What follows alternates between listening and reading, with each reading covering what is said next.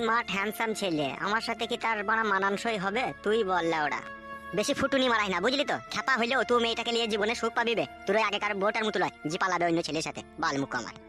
দেখ, তোরা তো আমার বন্ধু, তোরা তো আর আমার খারাপ চাবি না। তোরা যদি ভালো বুঝিস তাহলে দেখ, মেয়েটা যদি হয় তাহলে বিয়ে করবো আমি।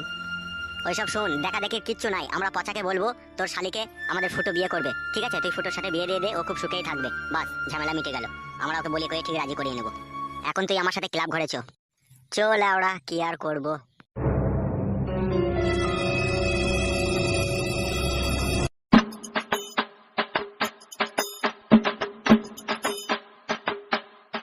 জীবনটা ভুদা পুরো ল্যালটানি হয়ে গেল। না পাচ্ছি কাত হইতে, না পাচ্ছি চিত হইতে কাটা। এই সমস্ত জিনিসের পেছনে লাউড়া আমার বউ দায়ী। পচা ভাই, তোমার লেগে একটা সুখবর নিয়ে এসেছি আমি। আমার লাউড়া এই বালের জীবনে সুখবর আবার কি বে? সবই আমাদের দুঃখের খবর।